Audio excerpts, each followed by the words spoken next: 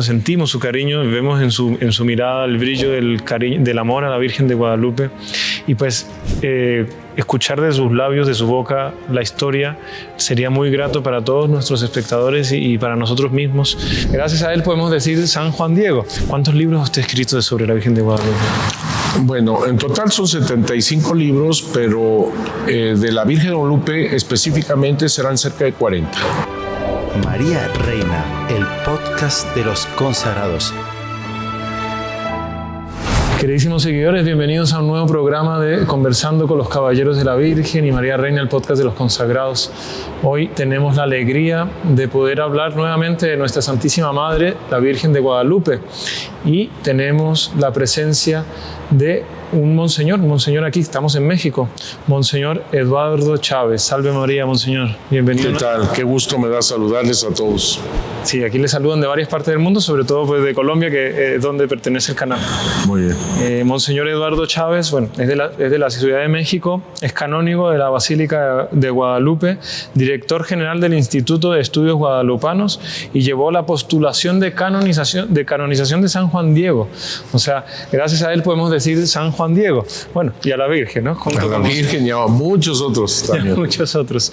Entonces, queremos hablar un poco más específicamente. Ya hemos hablado en nuestro canal sobre la Virgen de Guadalupe, pero les podemos decir que nuestros estudios han sido a través de los libros de Monseñor Eduardo Chávez. Entonces, es el pozo de conocimiento de este tema que tenemos tan en el corazón.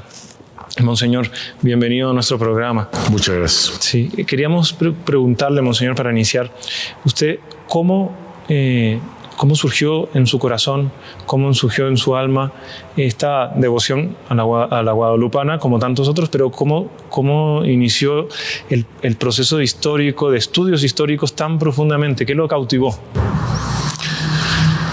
A ver, todos los mexicanos tenemos en el ADN la Virgen de Guadalupe. Nacemos con ella, somos guadalupanos. Es un don grandioso, pero que yo creo que no la conocemos realmente. Así un poco me sucedió, porque pues la Virgen de Guadalupe siempre estaba la figura en el hogar, siempre el amor a ella, pero no el conocimiento no estaba, no era tanto. Simplemente es como una mamá, ¿no? Tú no la conoces, muchas veces no sabes ni dónde nació tu mamá, pero tú la amas porque es tu mamá y punto. No necesitas mucha historia. Claro. El caso es que creo que más bien ella fue la que fue poniendo las cosas en su lugar. Yo no encuentro en mi historia un momento en el cual yo conscientemente haya dicho voy a estudiar la Virgen de Guadalupe. No como tal. Ella fue entrando, ella fue preparando cosas que después entendí que era el amor de la Virgen de Guadalupe para con uno. Lo fui entendiendo poco a poco. El primer punto en este sentido fue un momento en el cual yo estaba en el Seminario Conciliar de México, estaba en segundo de teología y cayó en mi mano un libro que me pareció muy interesante, que habla de la conquista en México y habla después de la Virgen de Guadalupe, de Monseñor José Luis Guerrero. Yo no tenía ni elementos, ni mucho menos para decir está bien, está mal, hay que discutir esto, hay que discutir lo otro. No, simplemente me gustó y hasta ahí. En 1984, cuando yo ya estaba estudiando para el doctorado en Historia de la Iglesia en la Gregoriana en Roma, va resultando que Monseñor José Luis Guerrero, quien había sido uno de los elegidos para comenzar el proceso de la canonización de San Juan Diego, la primera parte a la beatificación, él va a Roma para buscar más documentos, etcétera, y me encuentra. Nosotros nos conocíamos, pero nunca habíamos tratado, digamos. Y entonces él se entera de que estoy estudiando historia de la iglesia, que era lo que él necesitaba, porque no sabía citar, así me lo dijo, las fuentes antiguas históricas. Y entonces me dijo, ayúdame. Yo, que era lo que yo estaba estudiando, por supuesto que sí, y puso en mi mano muchos documentos históricos sobre la Virgen de Guadalupe, y eso fue un tesoro. Además, comentaba todo, fue una ciencia, una cosa bellísima, y entonces te puedo decir que ahí sí capté que no sabía de la Virgen de Guadalupe. Y entonces solo sé que nada sé, como dice. Solo sé que no sé nada. Y comencé ahí sí como a ver qué es esto, ¿no? Sí me gustaba el tema por el amor que se le tiene, pero no conocía la documentación. Que como ahorita estábamos hablando un poquito antes, conocer a San Juan Diego es conocer a la Virgen de Guadalupe. Conocer a la Virgen de Guadalupe es gracias a San Juan Diego. Es un conocimiento mutuo. Y entonces me di cuenta que el padre José Luis Guerrero admitía algunas cosas, algunas conclusiones, sin tener documentos en mano, sin tener forma de fundamentarlo, sino un poquito así, tenía uno otro y ya sacaba muchas conclusiones, y yo le decía, a ver, ya ahí sí empezamos un poquito a discutir ya con fuentes históricas. No crean que eran discusiones así de gritos. De gritos y eso, ¿no? Casi, pero no. Y un buen día, allá en Roma, él me invita, vamos a Indonesia, que supuestamente es más o menos el ambiente que viviría Juan Diego en su tiempo, cosa que no es verdad, ¿eh? Es muy bonito Indonesia, pero es más el ambiente de Juan Diego, por ejemplo, Chiapas, al sur de México, esos lugares, es más el ambiente de Juan Diego, en dado caso. Pero bueno, estuvo muy bien. ¿Por qué ese viaje fue clave para mí? Porque era tener a quien sabía del evento guadalupano en ese momento, todos esos días, hablando de la Virgen de Guadalupe, discutiendo, haciendo, o sea, fue maravilloso esos 15 días. Yo creo que eso detonó de alguna forma que nunca más me alejara del tema como tal. La Virgen le conquistó el corazón. Ahí yo ya la amaba, pero el conocer a alguien que tú amas es algo increíble.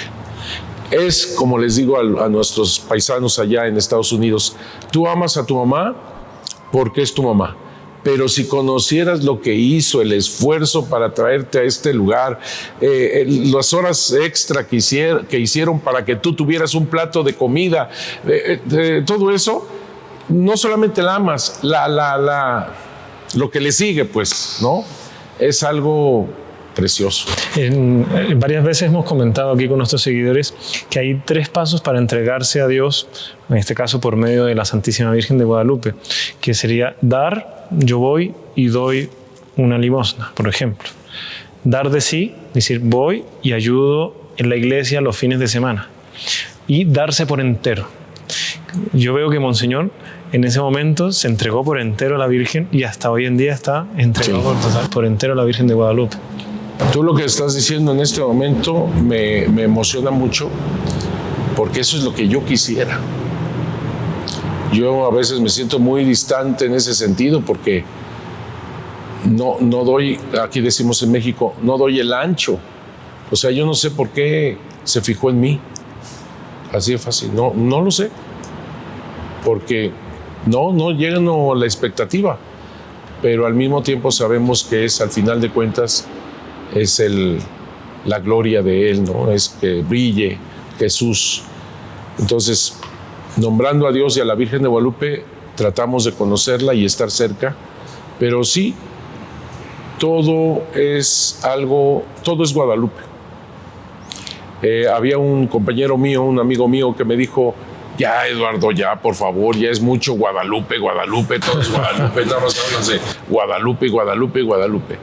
Y yo le dije, pues sí, ¿de qué otra cosa hablamos? Le dije. Y él me dice, y no sé por qué, me dijo, hablemos de zapatos. Y le dije, ¿te has dado cuenta el zapatito de la Virgen de Guadalupe que está pisando? O sea, olvídalo. Ahí se dio cuenta de que no había vuelta atrás. Todo es Guadalupe. Monseñor, pues vemos su cariño, sentimos su cariño, vemos en su mirada el brillo del amor a la Virgen de Guadalupe. Y pues escuchar de sus labios, de su boca, la historia sería muy grato para todos nuestros espectadores y para nosotros mismos. Entonces, tenemos un tiempo limitado. Yo sé que esta historia podríamos hacer varios programas porque ¿cuántos libros usted ha escrito sobre la Virgen de Guadalupe? Bueno, en total son 75 libros, pero de la Virgen de Guadalupe específicamente serán cerca de 40. 40, entonces imagínense, 40 libros no caben en un programa. Pero sí, nos puede, como el perfume que está puesto en un pequeño frasco y de ese se puede sacar grandes maravillas, contarnos así esa maravilla de la historia de la Virgen de Guadalupe desde sus inicios hasta Sí. el final. Una cosa que quiero decir antes de contar la historia como tal es que esta historia siempre es actual. Otra cosa es que estamos en la novena intercontinental guadalupana, es decir, estos 9 años antecedentes a los 500 años, el próximo 2031. Y lo interesantísimo es que cuando nosotros estábamos presentando esto ante los obispos, se llenaron de gozo y de entusiasmo porque nos hicieron caer en la cuenta que este proceso, estos 9 años de tratar de estar en el corazón de Jesús, es exactamente lo que debería de hacerse para el gran jubileo de la redención, que va a ser en el 2033. Entonces, el prepararnos a Santa María de Guadalupe en la novena nos prepara al jubileo de la redención, en otras palabras, a Jesús por María, en este novena intercontinental guadalupana. Así que es algo hermoso que se sepa ahora la historia. ¿Por qué? Porque entendemos que fue del 9 al 12 de diciembre de aquel año de 1531. Tengo que ir un poquito hacia atrás para entender la historia, por qué se apareció la Virgen de Guadalupe. En 1521, en México había terminado la conquista. Como toda violencia, fue terrible, la conquista, espantoso. Hay que tomar en cuenta que no fueron los españoles quienes ganaron la conquista en contra de los indígenas. Es mucho más complejo. Son los españoles, aliados de muchas tribus indígenas que odiaban a la tribu llamada mexica o azteca y ganaron a la tribu azteca, que era el imperio. Entonces la conquista fue de españoles, sí, pero con grandes ayudas de los otros indígenas. Así fue, pero al final de cuentas un desastre semejante hundió terriblemente a todos los indígenas. Al final de cuentas, el primer gobierno que viene aquí, la primera audiencia terrible, al final de cuentas ellos decían, todos los indígenas son vencidos y nosotros vamos a imponer a Jesús. Eso, los misioneros que llegaron a México, los primeros misioneros 1523-24, fueron los franciscanos, después los dominicos. Un grupito apenas. Te estoy hablando de que en 1523 fueron apenas 3 franciscanos, en 1524, 12. ¿Qué son esos franciscanos para los millones de indígenas y la conversión? No es nada, era un grupito pequeñísimo. Y ellos estaban con esta manera de pensar del siglo XVI, despedazar todo lo religioso, porque todo eso para ellos es el diablo, idolatrías, es el diablo, es Satanás. Ninguno iba a hacer algo con eso, hay que destruirlo, punto.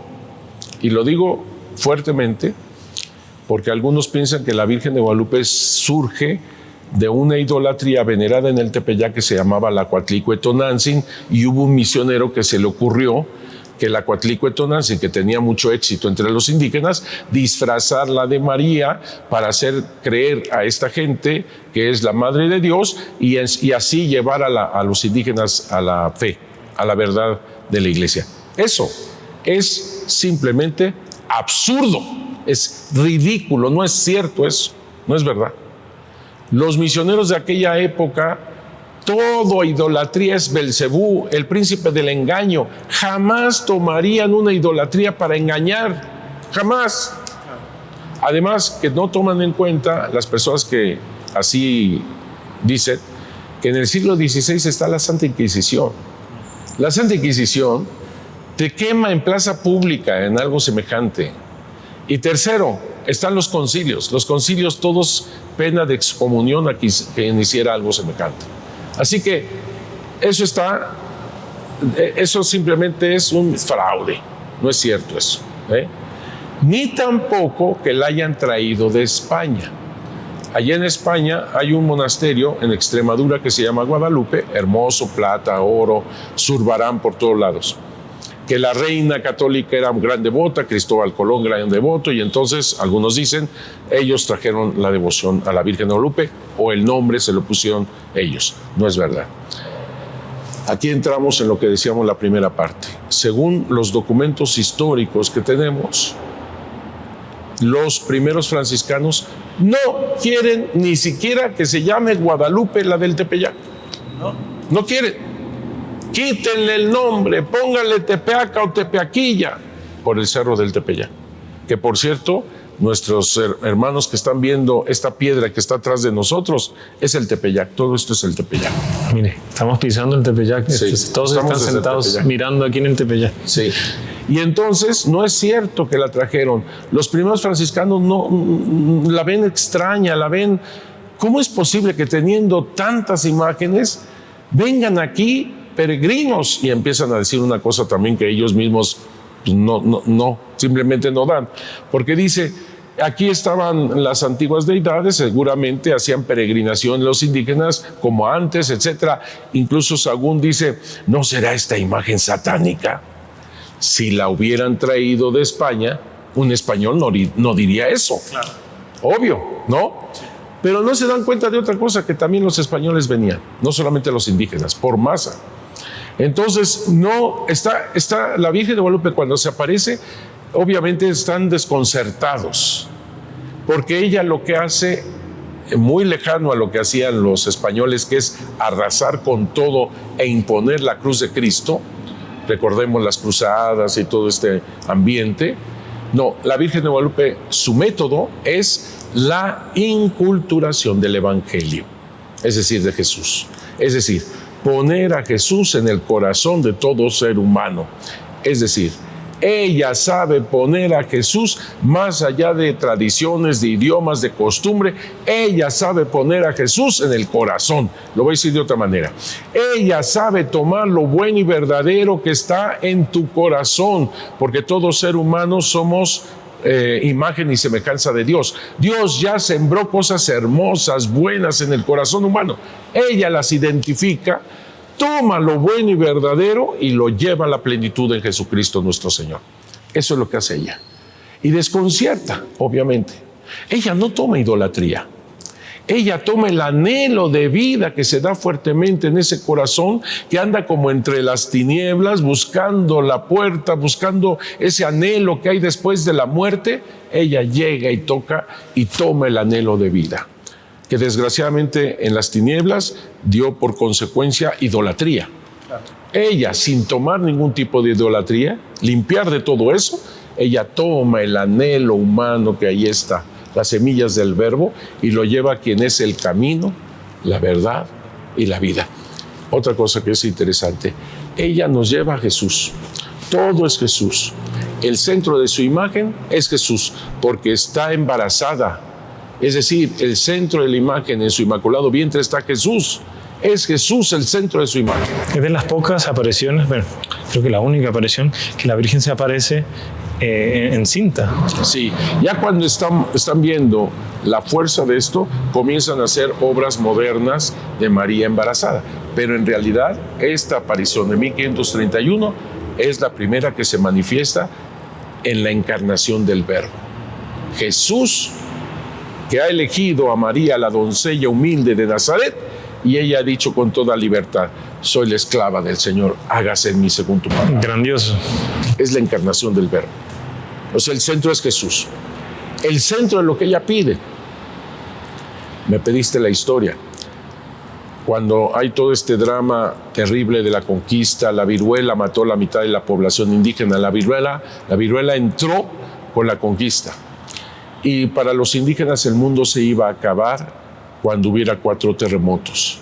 En 1530 hay 3 terremotos. O sea, los indígenas están claros de que el mundo se acabó.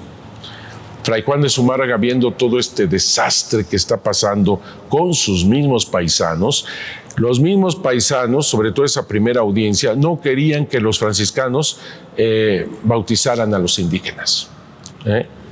A tal punto que intentaron asesinar a sus frailes, a sus sacerdotes, a su obispo, Fray Juan de Zumárraga. Eso casi nadie lo sabe. Ah, sí, también. Diego de Delgadillo, un bautizado católico con una lanza en mano directa al corazón del obispo. Terrible. No sabían nada. No sabíamos. Que un católico bautizado tratase de matar a su propio obispo. Si te fijas, esto está pasando ahora. Me refiero a que cómo hay persecuciones, cómo hay gente que trata de aniquilar a los obispos, a los sacerdotes, a la iglesia. Es muy actual. Como usted dijo desde el comienzo, no es una historia que simplemente se deje en el pasado, no es para poder sacar las conclusiones del presente. Exacto. Monseñor, nosotros tenemos la costumbre más o menos a los 20 minutos hacer una pequeña pausa comercial. Entonces no se despeguen, ya volvemos. No se olviden de suscribirse al canal, dar su like, compartir con todos sus conocidos este tema tan interesante y más que interesante de tanto amor a la Santísima Virgen. Ya volvemos. Es posible que usted se haya preguntado cómo poder ser santo, ¿no es verdad? Nuestro Señor Jesucristo nos dejó a lo largo de la historia de la humanidad millones de ejemplos de hombres y mujeres que por sus virtudes heroicas vencieron a los enemigos del alma y conquistaron la más alta y victoriosa santidad. Traspasaron así las puertas del cielo. En este programa queremos enseñarle ejemplos vivos y maravillosos de la vida de estos extraordinarios y admirables santos y santas que pueblan la iglesia gloriosa y que nos ayudan a quienes luchamos para alcanzar el cielo con su valiosa intercesión. Aquí en el canal Heraldos del Evangelio, caminando con los santos. Los esperamos. ¡Salve María! Bueno, volvemos con este tema de la Virgen de Guadalupe, una imagen que se estampó directamente desde el cielo. O sea, podemos decir que puede ser perfectamente una fotografía de la Santísima Virgen y conociendo ya, entrando propiamente en su historia, este es un tema que es muy amplio, pero hablar de lo que a mí me impactó mucho eso, Monseñor, si usted puede comentar un poco más eso de que rezarle, cuando vemos a la Virgen, vemos a Jesús. Y cuando vemos a Jesús, pues estamos realmente yendo por el camino que usted dice, el camino, la verdad y la vida. O sea, la Virgen nos vino a traer ese camino, esa luz. Sí, decíamos, el centro de ella como imagen es Jesús, porque ella viene embarazada, viene con este cinto oscuro arriba del vientre, esa única flor de 4 pétalos en su vientre que para los indígenas en sus códices significa siempre en movimiento. Ella se lo dice a Juan Diego cuando el 9 de diciembre se aparece. Juan Diego está yendo hacia el catecismo, hacia Tlatelolco. Él no viene al Tepeyac.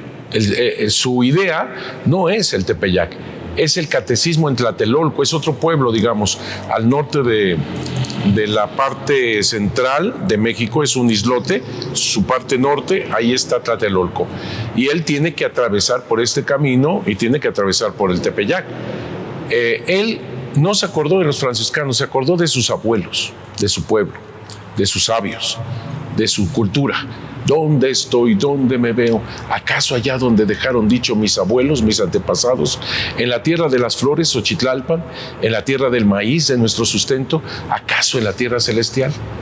Así que ella va haciendo una inculturación, es decir, va metiéndose hasta lo profundo de la cultura indígena.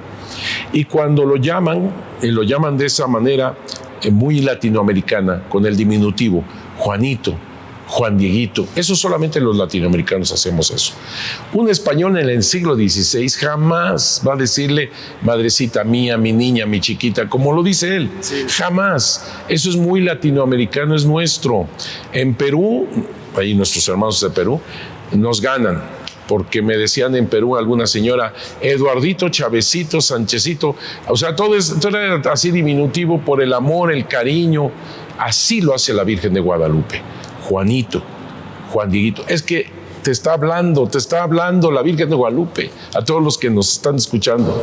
Cada uno es Juan Dieguito, ponga su nombre. Y entonces sube Juan Diego y aquí está el punto, para mí importantísimo en ese primer encuentro, porque estamos hablando de un indígena que no era azteca, era tolteca.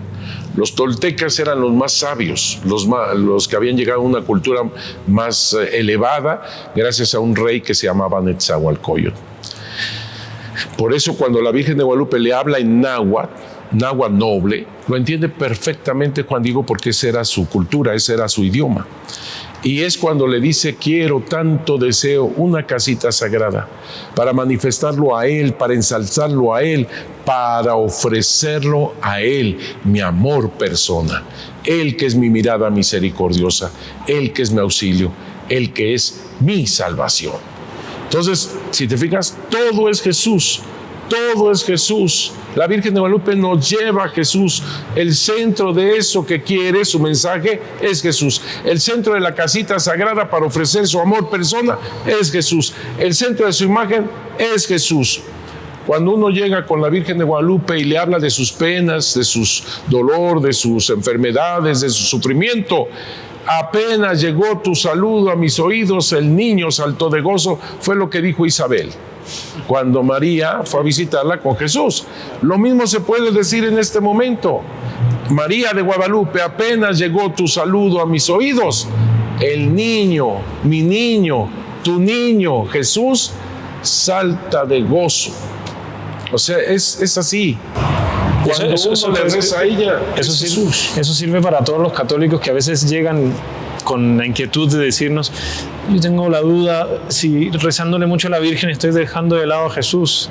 Y no, resulta que no, estamos yendo por el camino que es. Claro, hasta los sacerdotes debemos de entender que cuando estamos celebrando la Santa Misa, en el momento de la consagración, teniendo aquí su cuerpo, su sangre de Jesús, ahí implícitamente está el fiat de María. Claro. Ahí está el fiat. Soy la esclava del Señor, hágase en mí según tu palabra. No tendríamos este cuerpo, esta sangre, si no fuese de María también. Qué maravilla, qué maravilla. Así que eso es para hacer un libro entero sobre eso. Es para entender.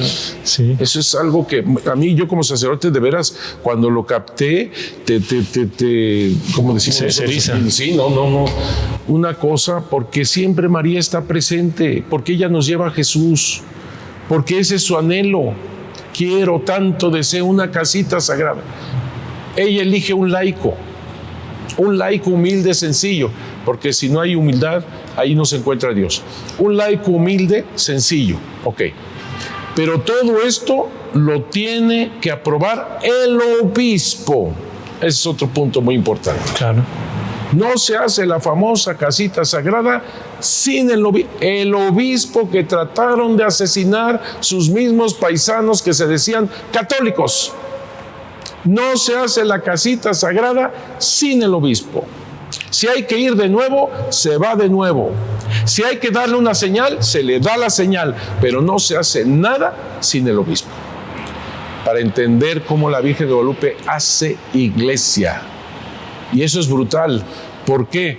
Porque ella se manifiesta, se yergue en esta presencia como el primer santuario, la primera casita sagrada donde está Jesús. Ella pide una iglesia y el elemento que da, toda esta fuerza que da, que va a ser la señal, es la iglesia, un laico. Yo decía, ¿por qué la Virgen de Guadalupe no se apareció directamente al obispo y ya? Y ya. Se ahorra a Juan Diego, se ahorra la vuelta del cerro, que ahorita vamos a decir, se ahorra todas estas cosas. ¿Por qué no se apareció directamente con el obispo y ya? No, porque más que nunca, ahora entiendo por qué se canonizó Juan Diego este laico en estos días, 2002. Ahora lo entiendo, porque ahora más que nunca el laico debe de entender que es motor, ánimo, alma de la iglesia. El laico tiene un compromiso maravilloso. Juan Diego, cuando va a ver al obispo y no le creyó, aquí tengo que hacer una aclaración. El obispo es un hombre humilde, muy bueno, es un franciscano descalzo, por el amor de Dios, pero tiene un carácter que se necesitaba para esa época, obviamente. Él es del norte, él es vasco, y él es así firme. Pero el tener esa firmeza no quiere decir que vaya en contra de su humildad. Es un franciscano descalzo, digo. Así que no confundir la humildad con la debilidad. Exactamente. Se necesita tener mucho valor para ser humilde y entregarse a Dios. Exacto, no es solamente bajar la cabeza a cada instante, no. Así que, y entonces obviamente no le creyó a la primera, pero nunca lo trató mal, nunca. Otra vez te escucharé con más calma, le dice el obispo. Cuando regresa Juan Diego, y ahí me pone un poco, cuando regresa Juan Diego, este laico, y le dice a la Virgen, búscate a otro, nada más le faltó decir, te equivocaste, ¿cómo me elegiste a mí? Hubiera sido alguien honesto, respetado, honrado, todos los atributos. Yo no soy nada ni nadie, soy cola, soy mecapal, soy parihuela. Yo necesito ser conducido, llevado a cuestas. No es lugar de mi andar ni de mí detenerme allá donde me envías. Virgencita mía, mi chiquita, mi niña, te equivocaste.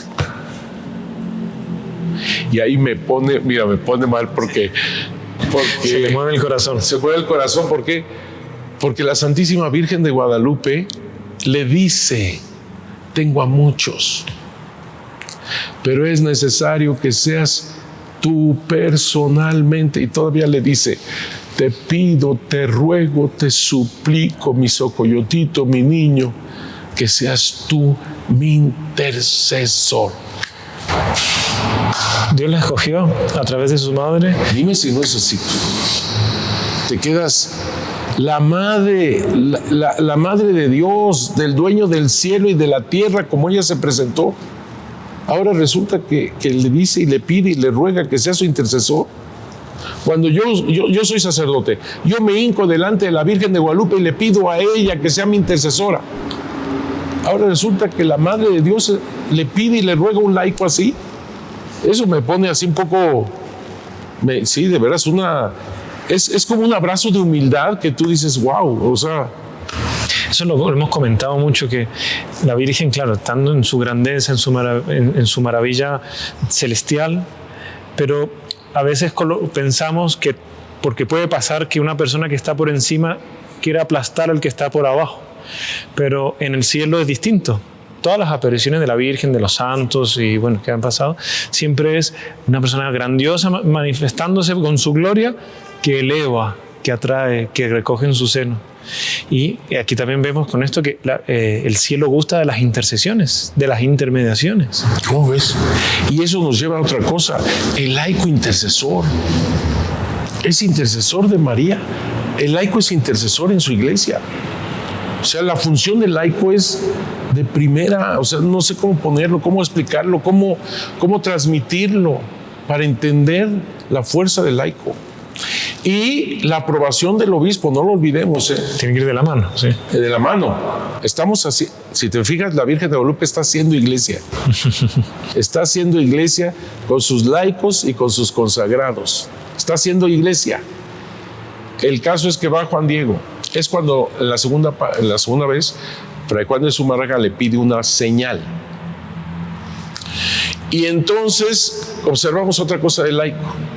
El laico es intercesor de María, pero en María es intercesor de Jesús, que trae en su inmaculado vientre. Y ahora es intercesor del obispo.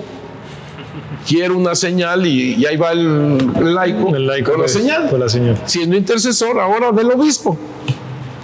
Llega con la Virgen. La Virgen dice, muy bien, mañana, 11 de diciembre, te doy la señal para el obispo. El obispo es el dueño, ojo con esto, de la señal. Quien pidió la señal no es Juan Diego, es el obispo.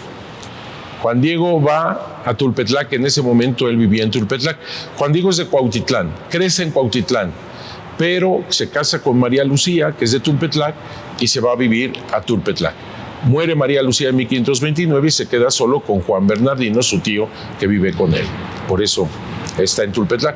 Y es cuando ve al tío que está gravemente enfermo, se le olvidó la famosa señal, ahí va a buscar a ver quién le ayuda, todo el día 11 que había quedado con la Virgen, se le olvidó, porque anda buscando a ver quién. Constructor de la caridad, yo le llamo, constructor de la caridad, es alguien que se apresura y se afana en caridad por amor al otro. Ese es Juan Diego. Y entonces, el 11 en la noche, no consiguió nada, el 11 en la noche es el anciano quien le dice, le pide, le ruega a Juan Diego que al otro día vaya por un sacerdote para prepararlo a bien morir. Ahora resulta que Juan Diego es intercesor de María, intercesor de Jesús, intercesor del obispo y ahora intercesor del pueblo, porque el anciano era lo que representaba. Es la autoridad, claro. Es la sabiduría, el anciano, y se está muriendo. Representa al pueblo conquistado, enfermo, masacrado, humillado, y con todas sus teorías, el pueblo también con todas estas idolatrías y todo mal, ¿no? Se está muriendo. Eso es lo que representa el anciano, su pueblo. Fíjate qué pueblo. Cuando encontró el Tepeyac por primera vez, lo primero que se acordó Juan Diego fue: mis abuelos, mis antepasados, ¿acaso estoy en la tierra celestial que ellos me dijeron? Y ahora el anciano se está muriendo. Juan Diego va por ese sacerdote. Cuando llega cerca del Tepeyac, porque a fuerza tenía que pasar por aquí para ir al famoso Tlatelolco por el sacerdote, se acuerda que un día antes había quedado con la Virgen y se le olvidó por todo la situación del anciano. Le da la vuelta al cerro. Aquí hay que tomar en cuenta que Juan Diego tiene 56 años de edad. Ya es un señor hecho y derecho. Dándole la vuelta al cerro, o sea, ¿no? Yo aquí pongo como el candor, la inocencia. Por eso algunos dicen ya tenía que fuera Juan Diego de unos 12 años, 15 años, ¿no? No, tenía 56 cuando sucede esto. Pero ve el candor del indígena, de la persona humilde, y también un poquito los indígenas en ese sentido querían que, en este caso, María supiera lo que él no puede, pero ella debe de entender que ahorita lo que entiende es que no puede entender. Me explicó ese, doy la vuelta para que entienda que no pueda, o sea, cosas así.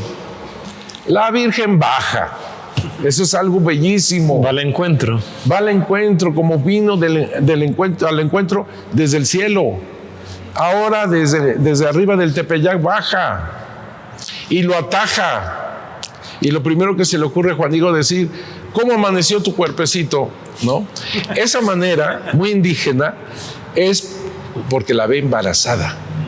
Y entiende que se cansa, que se agota como toda embarazada. Es la gentileza, la cortesía indígena. Pero después de este momento, le dice, a mi manera de ver, las palabras más terribles de todo este asunto. Terribles. Un tío mío, siervo tuyo, está muy grave, está a punto de morir. Pero niña mía, para eso nacimos. Vinimos a esperar el trabajo de nuestra muerte. Así le dice Juan Diego. Tétrico, sí. Le salió el fatalismo indígena que se manifiesta, que perdió la esperanza. El pobre anciano, su tío, estaba ya enfermo, pero tenía esa esperanza, esa fe. Ve por un sacerdote para que me prepare a bien morir. Y sin embargo, aquí lo que está manifestando Juan Diego perdió toda esperanza. A eso vinimos, niña mía, a esperar el trabajo de nuestra muerte. Y es cuando me pregunto, ¿quién está más enfermo? ¿El tío o Juan Diego? ¿Quién está más enfermo? La pandemia esta que pasó nos lo manifiesta. Muchos murieron de la enfermedad como tal, pero otros perdieron la esperanza. Llegaron al punto de suicidarse, como muchos indígenas en el momento de la conquista. Entonces, aquí nos manifiesta algo tremendamente fuerte y recuerda sus antepasados toltecas con ese rey Netzahualcóyotl. El rey Netzahualcóyotl así lo decía sus idolatrías. ¿Dónde estás tú, Troquenahuaki, Pamenohuani? ¿Por qué me has abandonado? ¿Por qué me has dejado? Soy como un bodoque entre tus manos. Cuando quieras me tiras, cuando quieras me matas. Eso decía Netzahualcóyotl. Son fatalistas, total. Totalmente. Por eso es tan fuerte ese momento en donde la Virgen de Guadalupe le dice: no, Xocoyotito mío, no tenga miedo.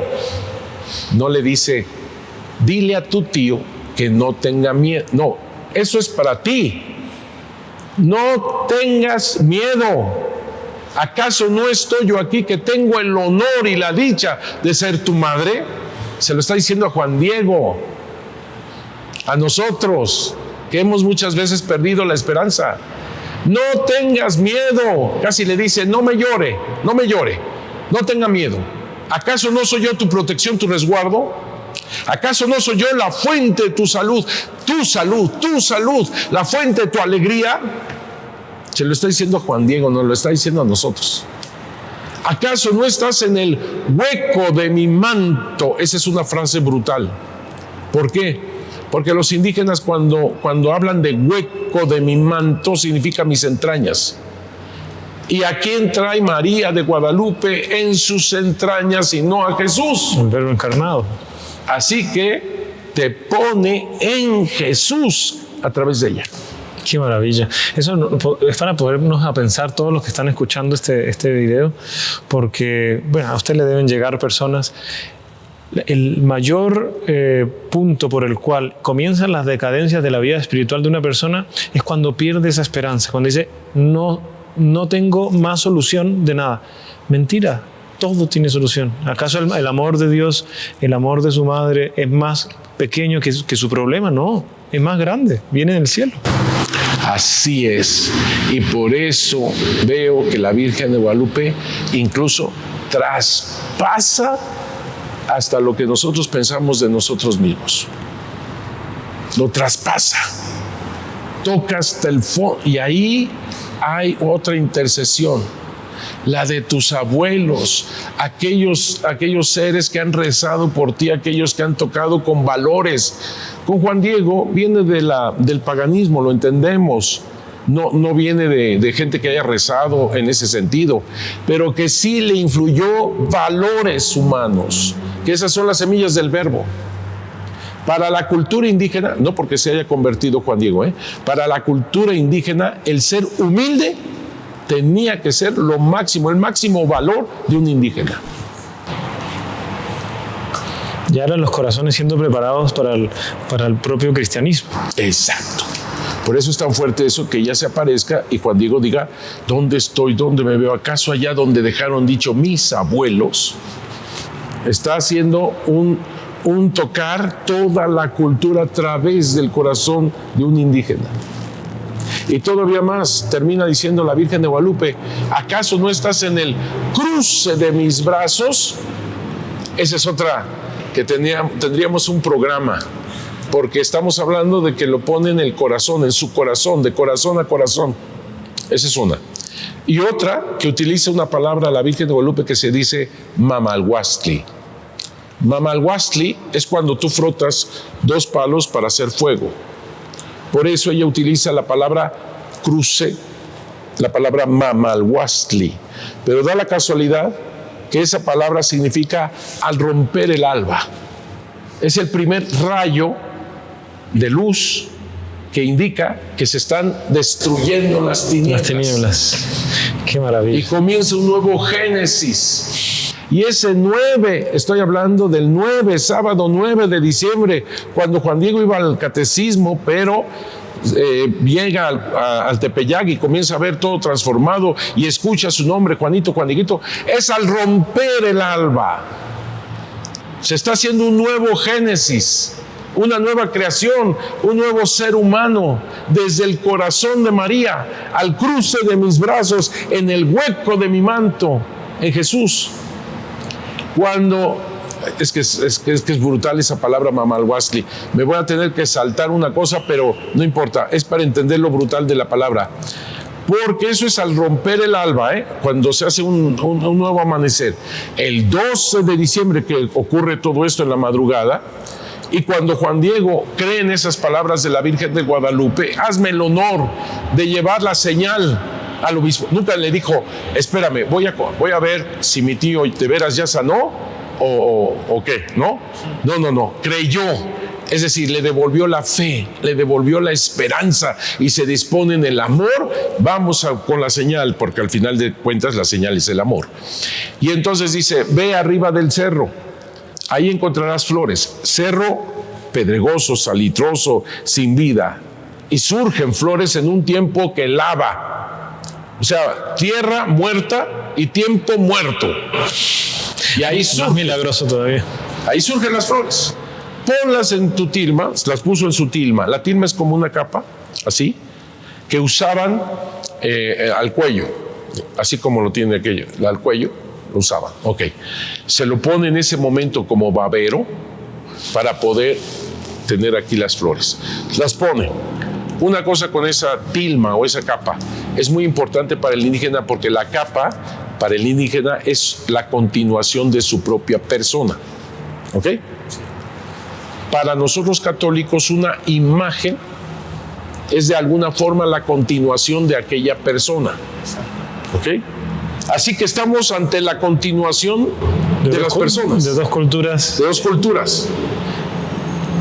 Se ponen las flores en la tilma. Con la tilma se casaban. Con la tilma hacían una especie de lavado cuando eran niños y se bautizaban a su manera indígena.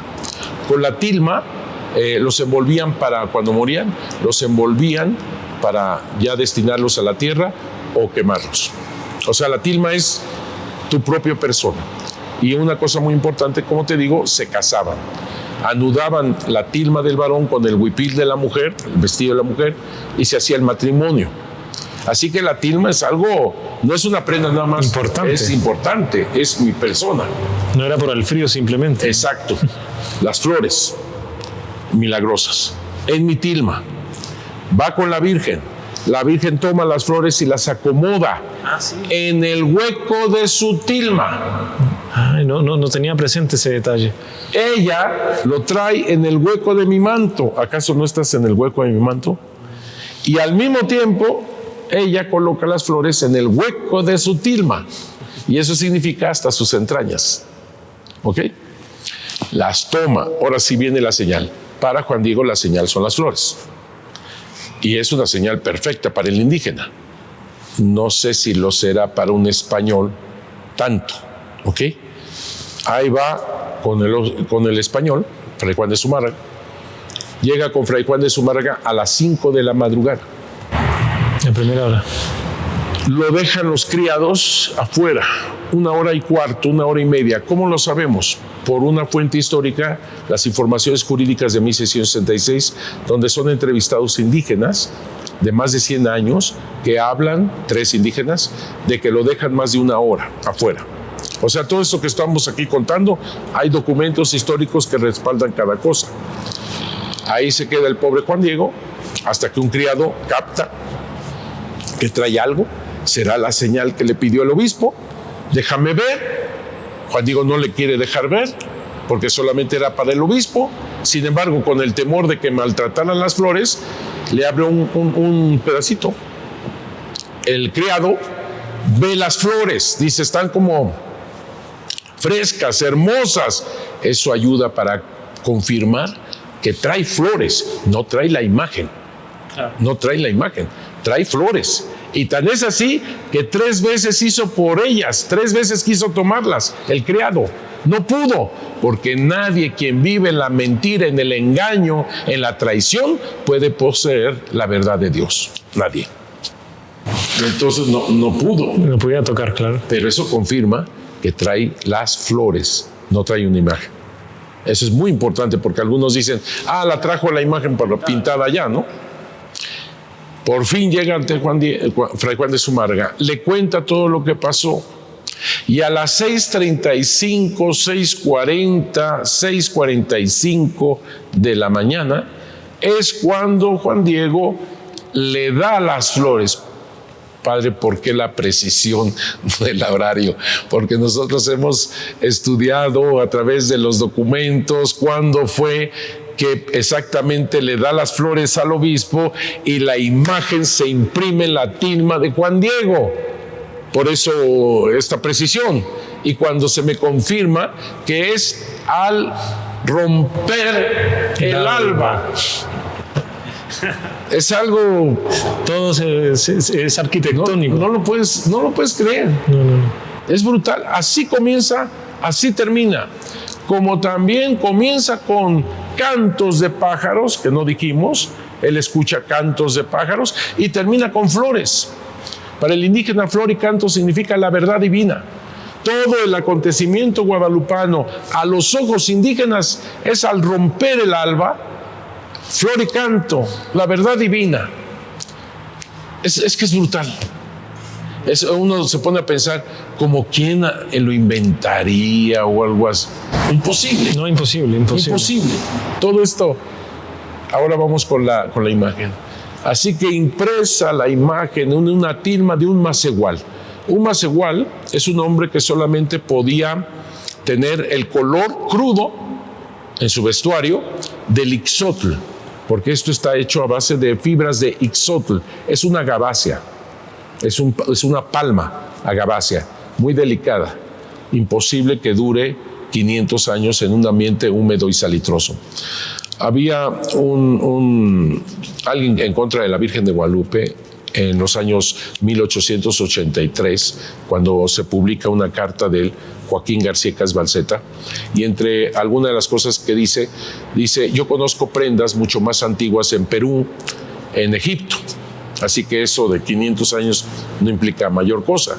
Espérame, nosotros hemos hecho algún experimento aquí, desde el siglo XVIII se han hecho, y no dura una prenda más de 10 años, porque no solamente son los años, es la humedad y el salitre. El salitre está en todas las construcciones y despedaza la piedra, el hierro lo truena. No puede una tela de esa, como la tilma, de ese material, durar ni 10 años. No digamos la pintura, porque la pintura se pone negra a los 3 años, o sea, se hace ceniza, se cae. Eso es imposible. Así que, pobre señor Joaquín García Casbalceta, que no entendió lo húmedo y salitroso del lugar. Además de que estuvo sin protección. Es decir, la tocaban y la besaban y rosarios y todo, la tocaban durante todo el tiempo. Peor todavía, de materia natural se hubiese desaparecido totalmente la imagen. Inciensos, agua bendita, candelas, todo. Y me voy a ir algunos años más. Cuando le cayó ácido accidentalmente en una orilla de la tela en 1794, por ahí, no, 1784, le cayó ácido y no le pasó nada. ¿Y cómo le cayó el ácido? Un platero que estaba limpiando el marco de oro y plata con un ácido, accidentalmente con el codo le pegó donde tenía el ácido, iba directo a la cara, pero pegó en el marco y cayó a un lado de la imagen. Este platero se demudó tanto, dice ahí el informe, que obviamente agarró una especie de estopa y trató de absorber lo que podía, pero sabía que eso iba a tronar, iba a romper, a quemar todo, ¿eh? Sí, todo. Nosotros hemos hecho aquí en el Instituto Superior de Estudios Guadalupanos el experimento. Cae el ácido y en ese momento se abre así, se cerró. Instantáneo. ¿Cómo es posible que está el signo de lo que cayó, pero no le pasó nada? Más milagroso todavía. ¿Y qué me platicas cuando trataron de destruirla con un bombazo el 14 de noviembre de 1921? O sea, pobre Joaquín García Casbalceta en lo que dijo, porque pues simplemente nos está ayudando para hacer notar que esto es simplemente imposible. Imposible. Monseñor, aquí el tiempo se nos está yendo. Y bueno, como dijimos, hay 70 libros para leer, pero sobre la Virgen. Pero si usted podría, bueno, terminar la idea que estaba llevando y dar una última palabra a todos los seguidores de nuestro canal, admonestando a esta devoción, admonestando a este mensaje en los días de hoy. Es un mensaje de unidad. Un mensaje de unidad en Jesús. Eso es clarísimo. La Virgen de Guadalupe, cuando le dice a Juan Diego, soy tu madre, la madre de todos aquellos que en esta tierra están en uno y de las demás variadas estirpes naciones. Ella sí llegó a México, pero México entre los indígenas no era entendido como un país solamente, no. México, para los indígenas, es el eje cósmico, es el altar del universo, porque recordemos que los indígenas ofrecían corazones y sangre en sus idolatrías, por supuesto, para que el universo entero pudiera continuar con vida y los dioses. La Virgen Santísima de Guadalupe, cuando dice, quiero tanto, deseo una casita sagrada para ofrecer mi amor persona, le está diciendo a los indígenas, no es tu cuerpo, no es tu sangre, es mi hijo. Es Jesús, Eucaristía, es mi Hijo, el que da la vida por ti. Esto nos une a todos como hermanos, donde no hay fronteras. Y ella viene con Jesús a este eje cósmico, que yo diría a esta humanidad en el corazón, para hacernos participar del amor más grande y por el cual nosotros tenemos sentido. Nuestra vida tiene sentido. Jesucristo, nuestro Señor. Ella nos lleva a Jesús, y no solamente de la mano, sino en el hueco de su manto, en el cruce de sus brazos. Muchísimas gracias, Monseñor. Entonces, si puede terminar con una oración por todos los que están escuchando y con una bendición final. Que el Señor nos bendiga, el Señor nos cuide, que la Virgen Santísima de Guadalupe nos guíe a Jesús, nos lleve a Jesús, que en este tiempo muy especialmente pidamos por nuestros pueblos, por nuestros ancianos, la sabiduría, por nuestros enfermos, por todos aquellos constructores de la caridad, para que todos nos unamos como verdadera familia de Dios, en el nombre del Padre, del Hijo y del Espíritu Santo. Amén. Muchísimas gracias. Salve María, y nos vemos en un próximo programa. No se olviden de compartir, dejar su like.